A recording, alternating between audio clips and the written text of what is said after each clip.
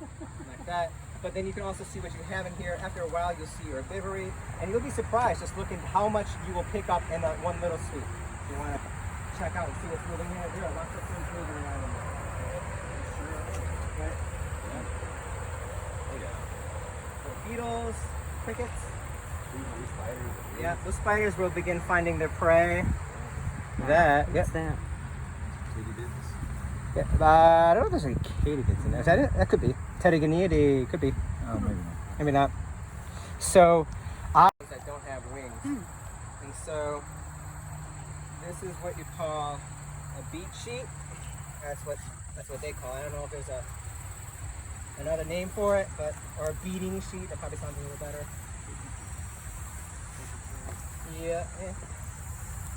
They come in slightly different sizes, but remember Doug telling me how his students had to survey a whole lot of trees and they tried to catch how many caterpillars were in the tree.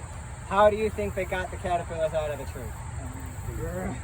So the main idea here, so this is my beat stick, is you either shake or rustle up the tree when you put it under. I'll probably have to go and show you. What's your glasses? That would have been tragic. Those are really cheap glasses. I only get cheap glasses now because I either break them or lose them. So quite basically, you kind of hold this underneath where you're trying to shake or dislodge insects that are sitting on branches and foliage. The stick is for banging on trees. Don't bang so hard that you don't bruise it itself, but this is a very typical technique. This is where I collected almost all my non-aquatic miniatures for class. It's very, very common. Do you have a rhythm that you'd like to recommend to us? A what? A rhythm? A beat? No, I do not. So you can so this will work with shrubs too, or so in like young trees like that where you wouldn't want to beat on the limbs. You can just shake the limb over here. In fact, this is a way that we scout in the greenhouse too, only with smaller sheets. We try to shake stuff off of the plant, see if anything's on the foliage that way. I have 2 more of these. You don't need like an old axe handle. You could use a stick that you find, right? So I'm about doing things for free or cheap as possible. I have a couple more that I can put together for you if there are those of you who want to try this out. I'm going to be wandering around, so if you have any questions about it. But so those are for like sessile, arboreal, sampling itself. If you wanted to get things that are flying off, that's a whole different ball game that usually requires pesticides and stuff like that. And that's kind of how they sample in the jungle. They send stuff up in the canopy and then they catch like drops. Or just stuff like that. Very large sheep. Beginning of arachnophobia. Is that how they did it? Is that what they did? Yeah. Okay. I'm going to let these out. So, I'm going to set up these other beat sheets. I would entreat you to choose a net. These are my personal ones. If you don't have enough, you can use them for sure. If you want a beat sheet instead and want to try that out, by all means. And there should be plenty of bags in here for you to practice your skills. I would go and find a spot, maybe not quite so far away, because you can imagine what this is going to look like if we send 20 people out here sampling it. So try to spread out, maybe back there a little further. By the way, whoever said this was a beautiful place right now was not lying. This is gorgeous. Yeah.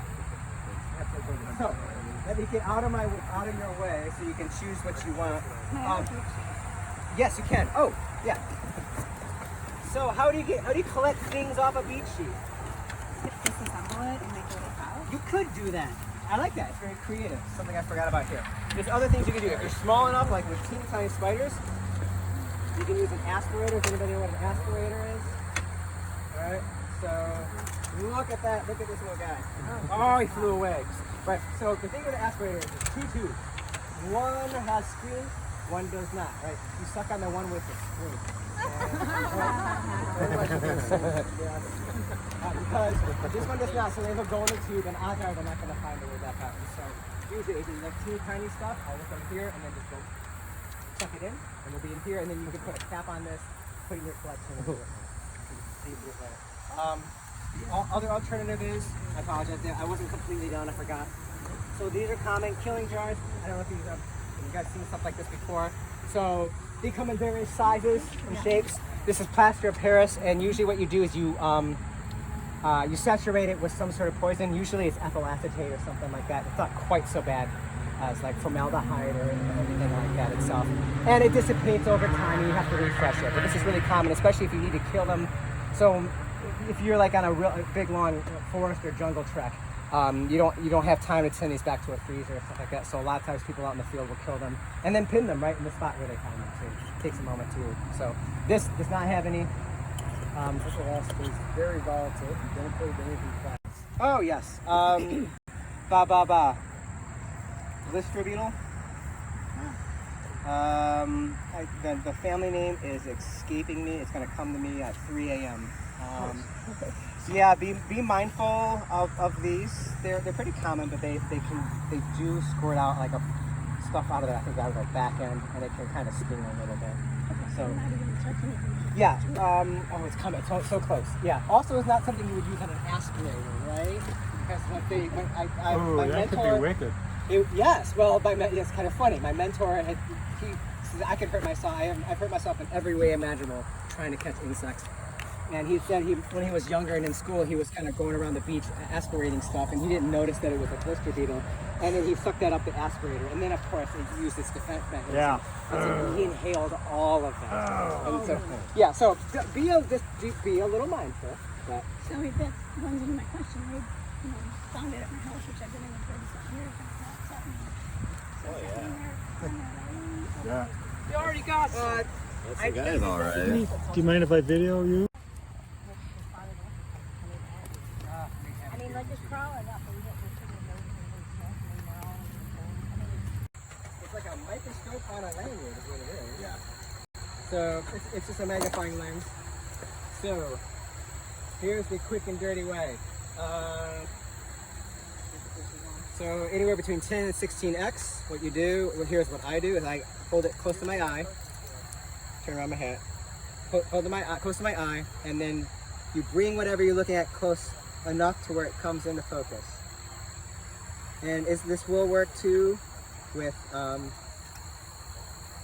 corrective lenses as well. It's a little more difficult, but my mentor for like pest management would do it, and he kind of does it like this. But the closer it is to your eye, the wider your field of vision.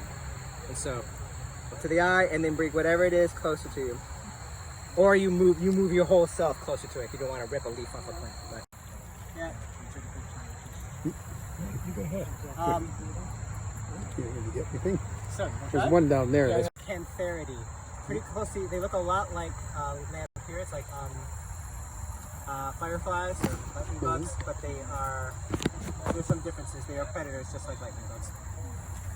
You'll find the differences, leaf hoppers and plant hoppers. This does look like a thorn, doesn't it? That's because it's supposed to. Right? That's part. tricky. Yeah, that's called crypsis. That's how it kind of. So the spotted lanternfly is from this family. I can't remember the family name, but so the spotted lanternfly is also a plant hopper, only much larger than this. Yeah. looking thing. They're tiny thing, but very pretty. Yeah. You're gonna find a lot of those. Could be geometrid. Okay. So those are the classic interim. So that roughly translates. So geo is an earth, and metrid is a. I forget what you call those. I remember seeing them. Do you Yeah, remember I what would call that it is? a bee. No. Yep. Got a lot going on here.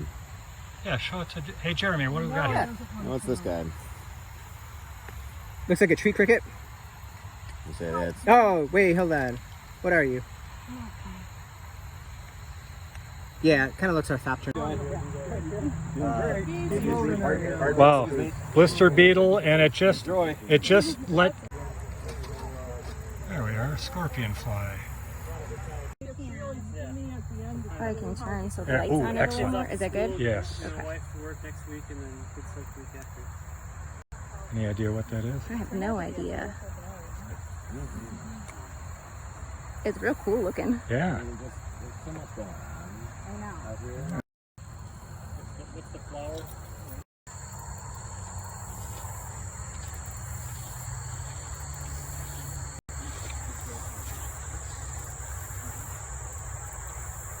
down a lot over the past 10, 15 years. Well, however you want. It's And very they are difficult to really, see. So really handy. it's They're like up almost a here. necessity if you want to identify them. So if you want to get a picture, okay. So here's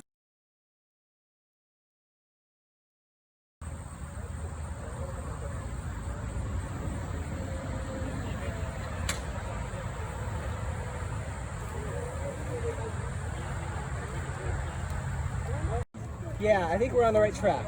So Some kind of swallow, yeah. Right through. Tiger swallowtail. It's a tiger swallowtail. Is it? Are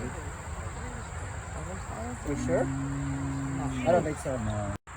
So that's the deal I make with myself. If I net it, He's gonna kill the butterfly. figure it out. Oh, I am. Right. Get him. You learn what this is. Whoa! Yay! All right. And that is the best net to use that with too. Nice choice. Oh. What do we got? That's the underneath, isn't it? That's the underneath. What's the front? See if I can. You could turn the net upside down and see if it. But keep it close. Oh yeah, there we go. And this one's already pretty ragged, so it's been around a while. So I don't necessarily feel so bad about. Could you? Why don't you step out of the sun there? Yep. Yeah, we'll see. That is okay. Now, where's the book? Oh, she's leaving. Hey, bring that book back. I think she's going to get Okay. Oh, okay. There you go. Oh, good job, Brown. Okay, so look at that. Is that the giant swallowtail?